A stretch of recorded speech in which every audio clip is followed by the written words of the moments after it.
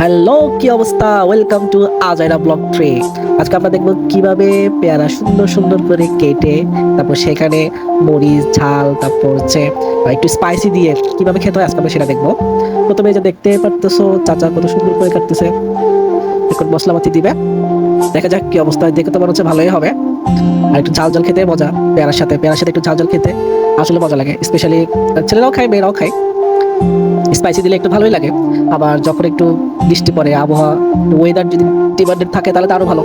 সবকিছু মিলে পেয়ারা, ঝালমুড়ি, তারপর হচ্ছে ফুচকা, এগুলো কিন্তু বৃষ্টির দিনগুলোতে খেতে অনেক মজা। একটা ওয়েদার একটা ভাব আসে।